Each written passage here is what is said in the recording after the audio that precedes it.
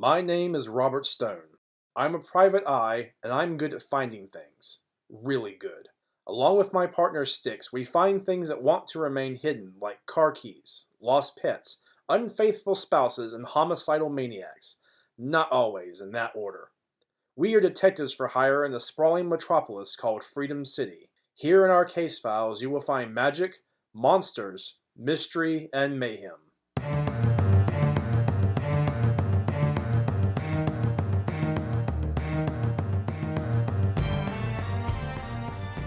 Manic Mysteries features the voice talents of Jason Allen, Corey Teitzma, Kevin Meese, Melissa Baldwin, Tiffany Hendren, and Sean Cashman. The Case of the Killer Banana. It's Friday. There's not a cloud in the sky. The birds are singing their sweet love songs. Shoppers bustle along the busy streets, enjoying the first taste of a free weekend after a long week of work. The city smog is at fire lizard levels, so you can breathe it without wearing a gas mask. It's a beautiful day for a funeral. Whose funeral, you ask? Mine. That's right. I'm the one pushing up daisies in the wooden box at Sonny's funeral parlor on the corner of 6th and Main. That's my partner Styx, sitting in the front pew, crying a river of tears into an embroidered napkin I'm pretty sure he stole from the Crispy Collier restaurant. Patting his shoulder is Valerie Moon. She's a pale-skinned dame, with short black hair, glasses, and a few screws loose. She's also a damn good forensic alchemist, and a reasonable exorcist. And there's Chief Buggins, standing not too far away. His eyes are red, even if he's putting on a professional mask of indifference.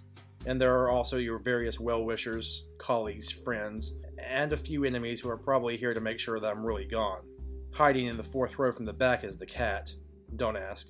It's nice to know that I'll be missed, or at least that's what I'd be thinking if I hadn't kicked the bucket, given up the ghost, and joined the choir eternal. You might be wondering how all this happened. What strange circumstances resulted in me, Robert Stone, ace detective, stiff as a board, and staring into the abyss with a banana clutched in my cold dead hand? Well, the whole sordid affair began, as most tragedies do, on a Monday, with an ominous sign. What do you mean there's no fortune in your fortune cookie? I told you, it's empty. There's nothing here. Did you eat it? Styx, don't be ridiculous. Here, take a look. No fortune. No lucky numbers. No vague advice. This is bad. This is really bad. What are you going on about? So they forgot to put one inside. Are you kidding? This is the worst thing ever. It's like spilling salt while walking under a ladder, while reciting Macbeth on Friday the 13th. No fortune cookie means no future. You have no future. Have you been eating candle wax again? I told you that was an experiment. Whatever, Styx. Listen, I don't believe in lucky charms, omens, horoscopes, or any of that other superstitious rubbish. You've written a will, right? I don't need a will. Nothing bad is going to happen. It's the Grim Reaper. He's come for you. Quick, run and hide. I'll stall him with my magic flower trick. Honestly, Styx, considering how much you love science and magic, I would have thought you'd be skeptical about these old wives' tales. To prove that there's nothing wrong, I will open the door this time. No, please don't. There's no one here. You don't see a raspy skeleton in a black cloak beckoning your soul with its bony finger? No. Oh, hang on, there's something here by the door. It's a bum!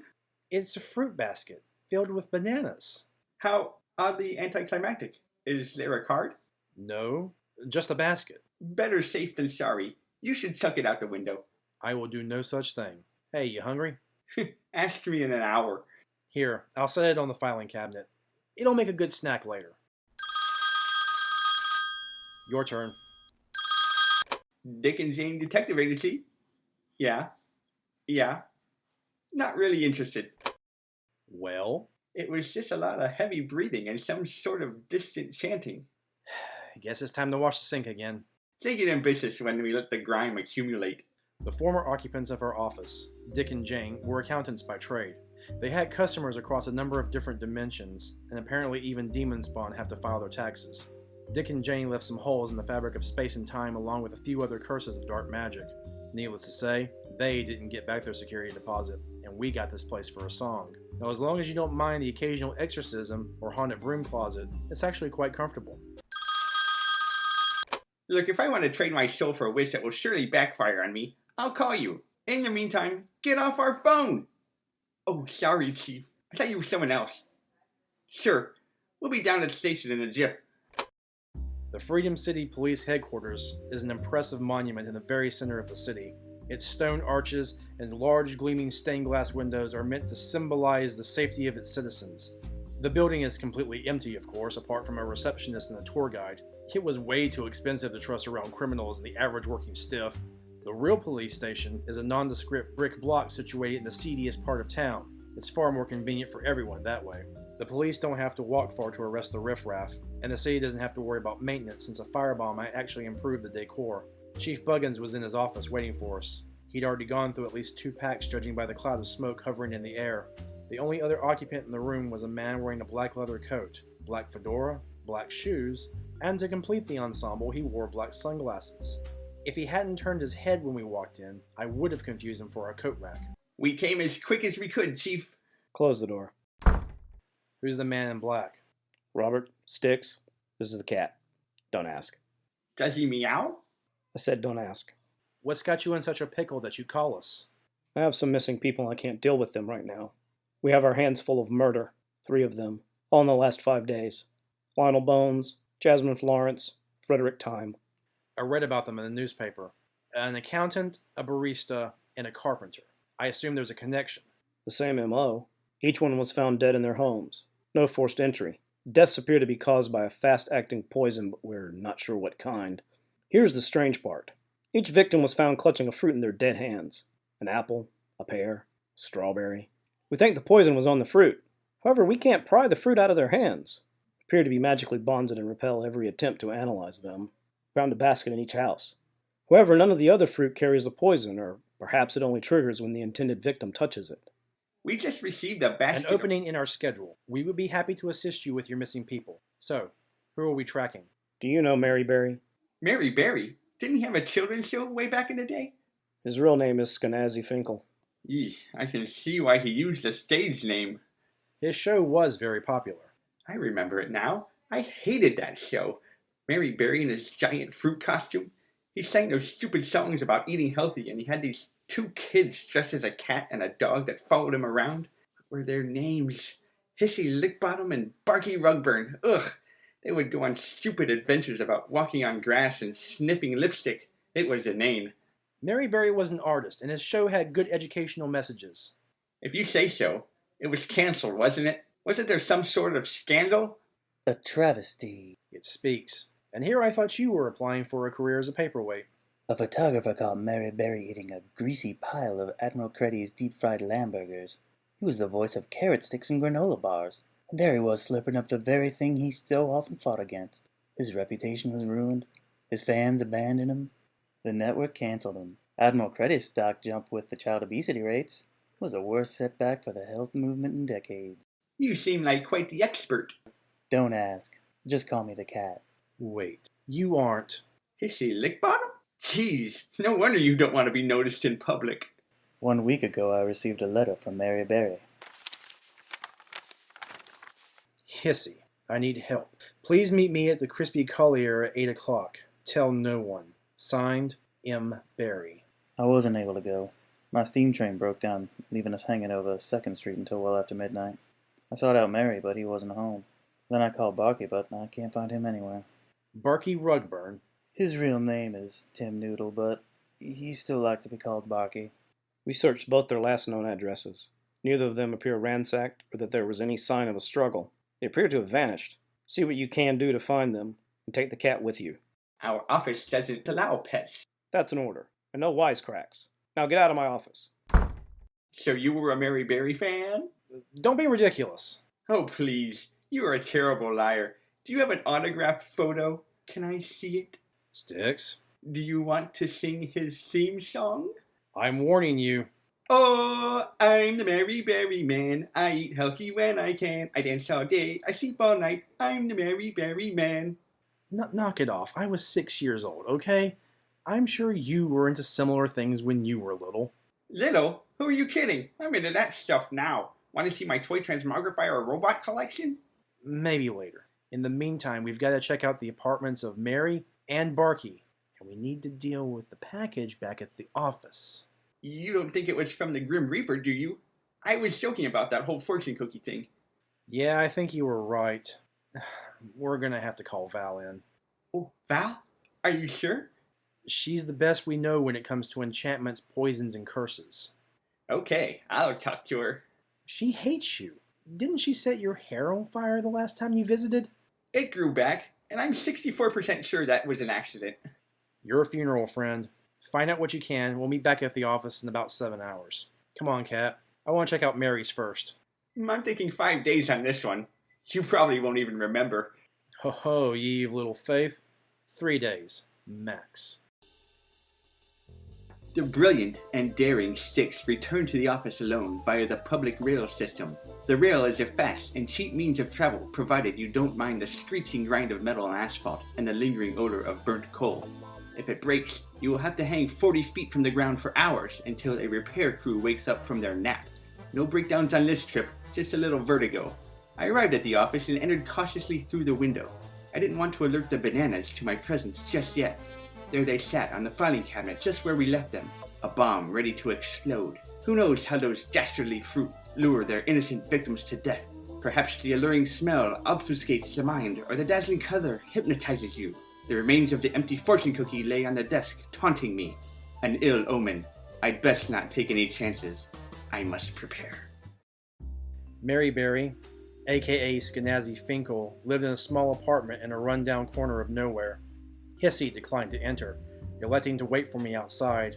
Police tape blocked the door, but there wasn't much in this dingy apartment to tempt even the most desperate thief. Old photos and magazine covers lined the walls and suggested happier days. When contrasted with the worn furniture and the countless wrappers of greasy fast food, it was a grim example of how far the mighty could fall. At his peak, Mary Berry was a household name. He was wealthy, respected, and could summon crowds of cheering children with the mere wave of his hand. Women chased him, the newspapers loved him, politicians courted his appearance at events. Now, he is as forgotten as so much of yesterday's news. I surveyed the mournful room. The police had clearly searched it thoroughly, and yet something seemed out of place. On the wall was a nail without a picture frame. A closer look revealed a bare spot that was not as sun-bleached as the rest of the wallpaper. I checked the rest of the apartment. Clothes were folded in the drawers. No obvious signs of a struggle. A careful search revealed nothing else of interest. We left for the abode of Barky Rugburn.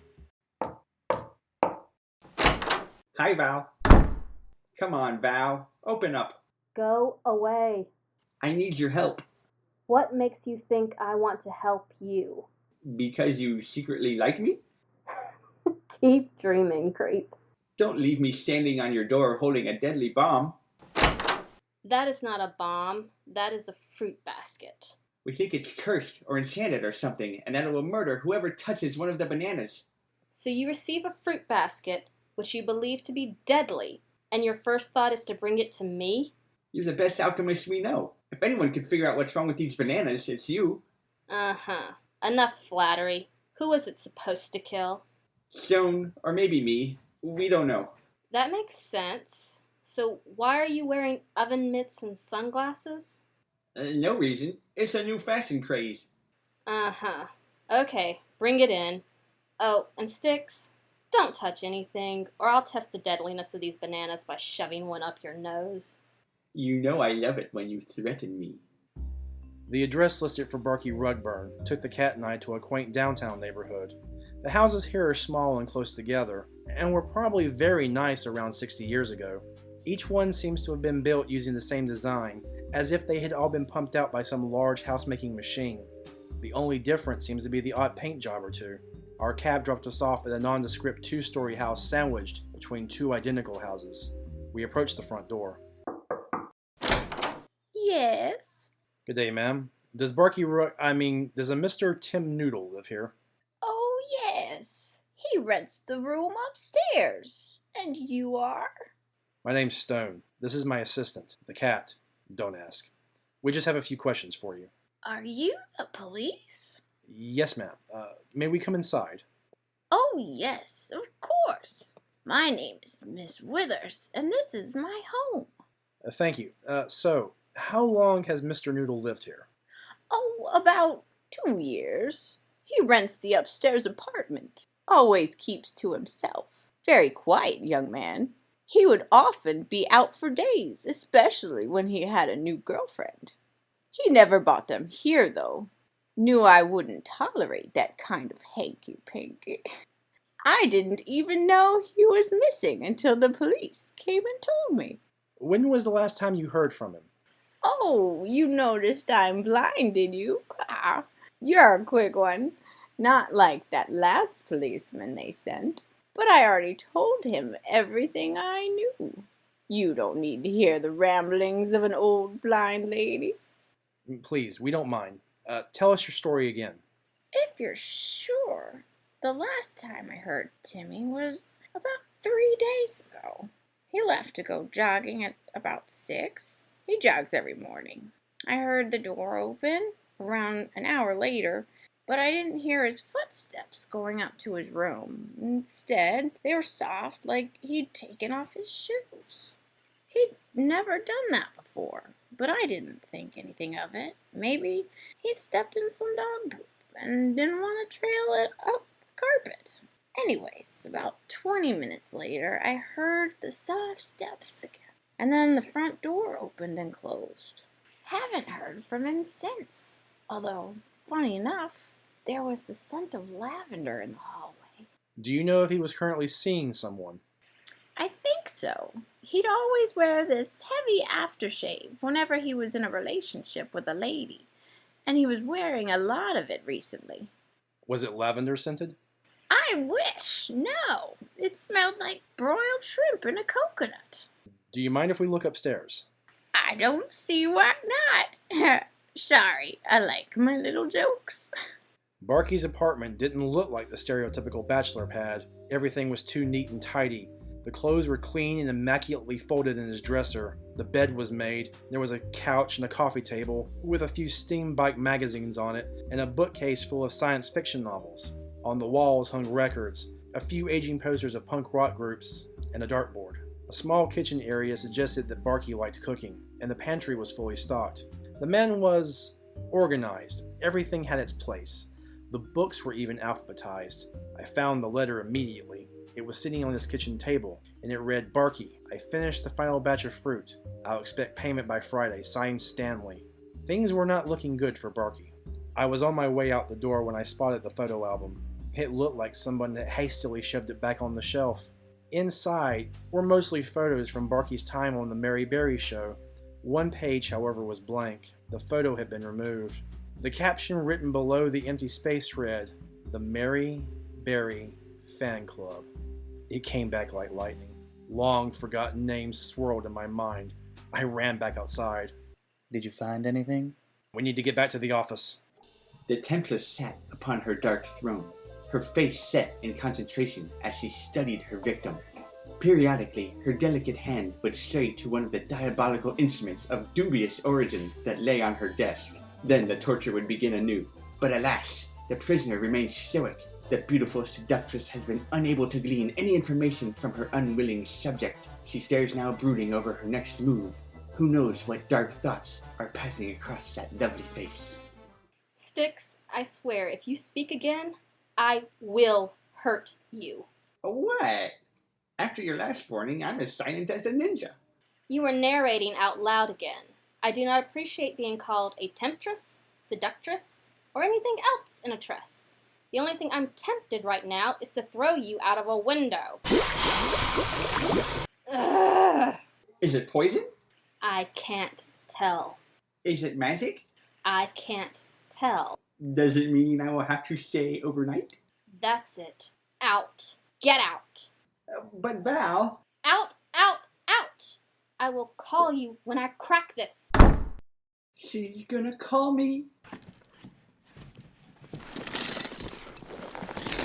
Where is it? Robert? Back here. What are you doing in the storage room? Looking. Found it. The Holy Grail? Wait, that's just an old photo. This old friend is the original Mary Berry fan club. What do you see? I see an adult dressed as a giant broccoli, 2 teens in furry cosplay, and 6 kids wearing I Heart Veggie t-shirts. Now, look at the signatures. Holy sweet onion and tartar sauce on a bald eagle. Lionel Bones, Jasmine Florence, Frederick Time, Those are the 3 murder victims. And that? That's you. Yeah, keep laughing. It was an honor. Oh, this is excellent. We've got to hang this one up. This is serious, Styx. We found our connection between all these fruit murder victims, and it explains why I've received a basket of bananas. By the way, what did Val learn about them? The jury is still out on that one. She said she'd call me. With any luck, we'll be married by the end of the year. Hope springs eternal. However, this means we still need to find at least 2 people in this picture before they come down with an unhealthy case of death. Barbara Kissinger and Stanley Crumb. I have a question for you, Kat. Yes? Do you think either Mary or Barkey could have attacked these people? Could this be revenge stemming from some feelings of abandonment? It's possible. He was devastated when the show ended. He hasn't been able to get any other acting jobs since. And how about you? You don't think I would do something like this? Why would I go to the police? Out of all of us, you should have recognized the names of these victims. Why didn't you tell the chief about this? I didn't make the connection to the old fan club. I've never been good with names. I checked the phone book. Stanley lives on Elm Street. Barbara is unlisted. We called a steam cab and headed out for Stanley Crumb's residence. Elm Street was in a small subdivision of houses with white picket fences dividing tiny yards with unnaturally green grass. Stanley's house stood near the end. As we approached the front door, I noticed about 5 unopened newspapers laying in a heap near the door. The mailbox was stuffed to overflowing. Neither was a good sign. Excuse me?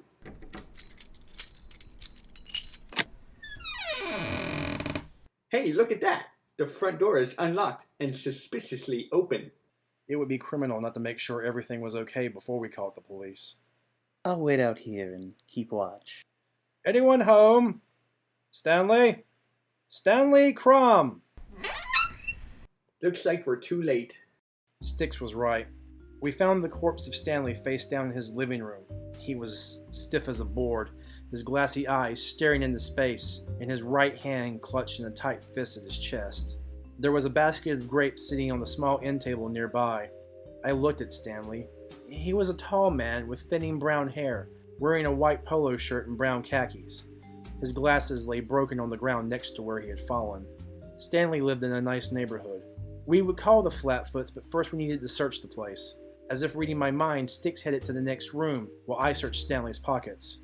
His wallet held about $30 in cash, a couple of photos of himself with a pretty blonde woman, a membership card for the local accounting guild, and a couple of receipts from the Crispy Collier, an upper-class restaurant.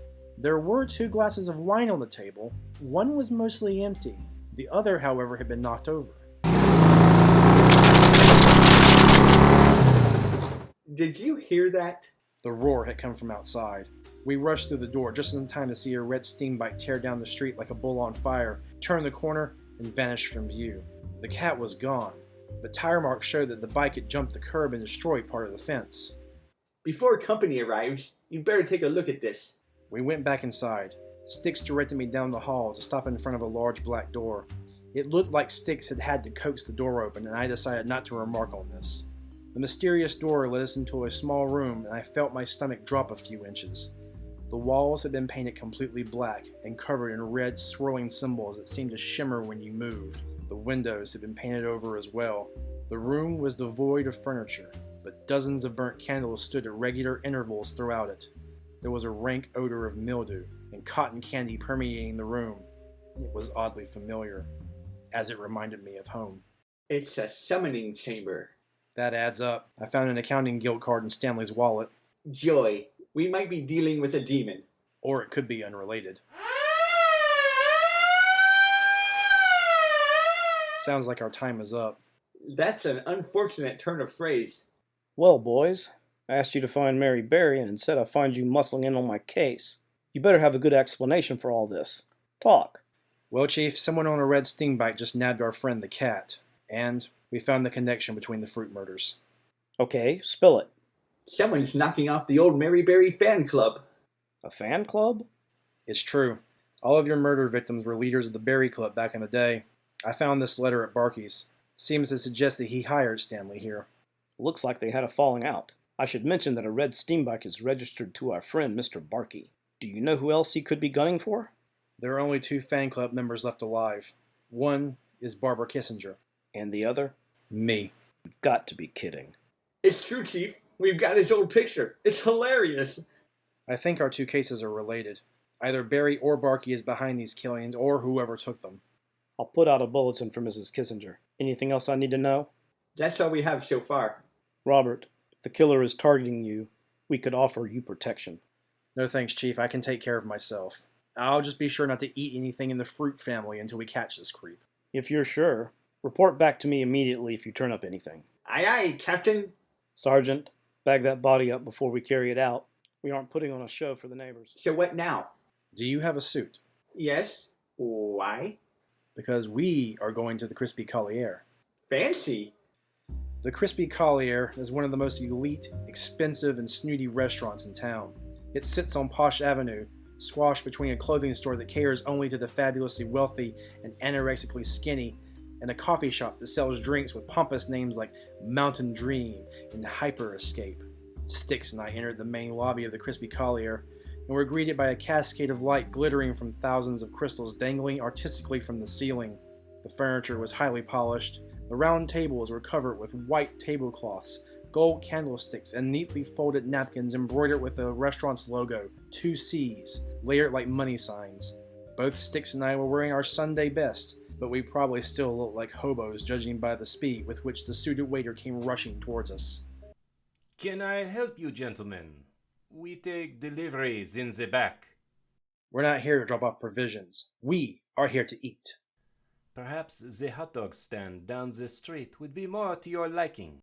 Hot dogs? Don't be absurd. We may be new to town, but we are not your average wayfarer. We will only dine at the best, and so far I, Duke Wellington Worcestershire III, am not impressed. Now get us a table. Chop chop. Right this way. Your waitress will be with you shortly. Nice work, Styx. We'll be lucky if they don't spit in our dinner. This menu is broken. It has no prices. That probably means we can't afford any of this. Welcome to the Chris Collier. My name is Barbara. What would you like to drink? I'll take the most expensive wine on the menu. Ignore that order, miss. But did I hear you correctly? Your name is Barbara? Yes. Barbara Kessinger. Yes. Who are you? I am Duke Wellington, and I demand to be pampered. Shut it, Styx. Barbara, my name is Robert Stone. I'm a private eye, and I believe your life is in danger. In danger? Did you know Stanley Crumb? Yes. He was an old friend of mine. Barbara, he's been killed, and I believe that you are next. Killed? No. What is going on here? What is the meaning of this? What are you doing? Frankly, I'm appalled, sir. Appalled at your service. This is the worst dining establishment I have ever had the misfortune of frequenting. I have been here for 5 minutes, and my wine glass is empty. There are spots on the silverware, and your eye is twitching. I insist that you make amends immediately, or I will leave and never return. Miss Kissinger, you need to go to the police immediately. That's it. Pierre, please come here and deal with these hooligans.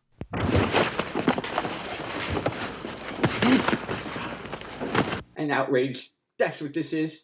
See if I ever recommend this place to my extremely wealthy associates. Great work, Styx. You got us booted before I could talk with Barbara. Did you smell the lavender? Her perfume? Of course. Excuse me, Mr. Stone. I'm sorry Jean had you thrown out. I hope Pierre didn't hurt you. Miss Kissinger, it's quite all right. What did you mean, my life is in danger? Have you received any baskets of fruit recently from an unknown sender? Actually, yes. A basket of apples arrived just yesterday. I just figured they were from Stanley. He's always sending me gifts. Don't touch them. They're likely poisoned. You should come with us to the police station. All right. Let me go tell Jean. John? Pfft, that's a fake name if I ever heard one. I'll bet his birth name is Harold or something. Styx, I think that came from the alley over there. That looks like the red steam bike that took Hissy. And I think I just saw Barbara Kissinger unconscious in the driver's lap. Did you see the driver? No, but I think I know who it is. We need to talk with Val. Come in. Val, are you eating one of those bananas? Yeah. I'm hungry. But aren't they poisoned or cursed or something? Yeah. And yet you are eating one. They're gifts. And that means... meaning that they are harmless unless the person specifically targeted by the geas touches them. So I can eat one too? Go for it. Wait, they won't geas me, will they? I'm pretty sure they are targeting Robert. So if I were to touch one, I would die. Kind of. You enter a state of half-death. For all appearances, you'll appear to be dead.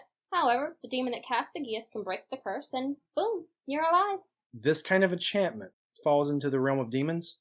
Correct. Nasty little spell. So no one has died. Everyone has just been cursed. I'll bet hard cash that the bodies of all our victims have been stolen from the cemetery. More than likely. Or they could be waiting until the entire set is there. I think to catch our murderer/kidnapper, we're going to have to set up some sort of bait. That could be dangerous. I wouldn't have it any other way. You know what to do. Now, pass me a banana. And that's how I died. Now that you're all caught up, let's get back to the funeral. The funny thing is, I'm actually aware throughout the whole thing. I can hear the sermon and Styx blowing his nose loudly. I hear the mourners. I was feeling very touched until they called out for stories, and Bruce McKee told the one about how I had broken his legs in his car, and Harry the hooligan blamed me for his failed marriage. It was an outrage. I wanted to cry out that Bruce had flipped his own car when the monkey he had stolen had gotten loose. I only switched the labels on a case of gold for one that had a monkey in it. And as for Harry, he shouldn't have eaten that red onion sandwich. It made it so easy to catch him in that embezzlement scam. It wasn't my fault his wife didn't want to wait 5 years for his prison term to end. There were so many stories like that, and all in all, it just makes you depressed. So this is how you die? You do stuff and people hate you for it, and then they gather around your corpse at the end so they can curse you into the afterlife? This funeral couldn't have ended soon enough.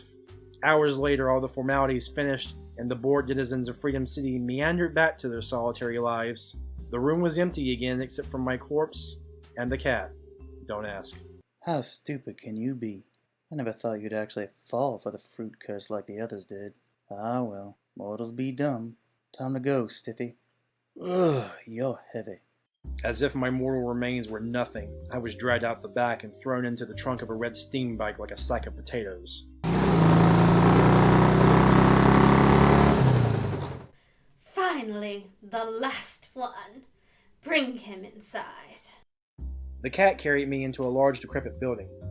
I think it was an old studio lot, clearly long abandoned. He strapped me to a chair. My sight was limited, but I could see several other chairs and there were people tied to them. They all appeared to be alive and struggling. Okay, Gorak, remove the curse. With pleasure. Well, well, Barbara Kessinger. So you were the one behind the whole kidnapping affair. I assume Gorak here is a demon Stanley summoned for you, and he was pretending to be Hissy the entire time. Only you had kidnapped the real Hissy days ago. How did you know? You wouldn't enter any of the places that we visited. You always waited for me outside. Demons can't enter homes until they're invited. Very good. I'll do you one even better. Barbara planted that letter from Stanley at Barkey's. The landlady smelt her lavender perfume. However, Stanley summoned you for her, not for Barkey. And you, Gorak, pretended to be Hissy to make sure that I had believed that Barkey and Stanley were behind the whole mess so they would take the blame for the murders. Very good, Stone. Too bad you figured it out too late. Now that my collection is complete, justice can be done once and for all. Gag him, Gorak. I want everyone's attention. Hello, my fellow Barry fans. Or should I say former fans? I have the entire gang here. All of the old fan club. Let's begin with Mary Barry. Please, Barbara, why are you doing this? What do you want? What do I want? I want justice. I want revenge. You were my hero. You were my idol. And then you went and betrayed us all by eating fried meat products. Then the rest of you fled. You ran away. And I was left alone. All alone. I gathered you here so I could watch you die. All of you. Check it out. A fitting end for traitors. I'm going to dump you all into this giant vat of boiling grease. That must have taken forever to heat up. Who are you? How did you get in here? I am here to put an end to your health puns. Gorak, Stop him! I always keep a squirt gun filled with holy water in case I run into a lawyer. You're under arrest, miss. This entire building is surrounded. No! I won't go to jail! I won't be alone again! We watched in horror as Barbara leapt to her death into the vat of boiling grease. Gorak had melted into a puddle after Styx sprayed him with holy water. Police stormed the building and freed Mary Berry, Barky Rugburn, the real Hissy Lickbottom, and the rest of the original Mary Berry fan club. You all right, Stone? Never better, Chief. So the Kissinger girl did it, huh? Not entirely. It turns out she was working with Stanley, who summoned her a demon to capture all of her victims. I think he had an unrequited crush on her. However, she used the demon to betray Stanley. She managed to capture Barky by dating him, and through him she lured Hissy and Mary to the Crispy Collier where she worked. She then used the demon and his Geas fruit baskets to capture the rest of us. She sent her demon Gorak to pretend to be the cat, and used Barky's bike so I would believe that Barky was the murderer. But why? This whole thing was really a convoluted revenge plan. To be honest, I don't think she really wanted to kill us. I think she was just angry and lonely. She was the former head of our fan club, and it was probably just a dream come true for her. And then, when that dream crashed, she just couldn't let it go. Hey, Robert, guess what? What? This case took us 4 days. I won. I get to decorate the office. Let me guess. Fruit baskets. Nah, that would just smell after a few days. Oh no, there's a framed picture I want to hang right above your desk. No. No, no, no, no, no, no, no, no. Oh, don't be embarrassed. Mary, Hissy, and Barky have all offered to sign it with a personal thank you. What they say is true. You can't ever hide from your past. And thus ends the case of the Killer Banana.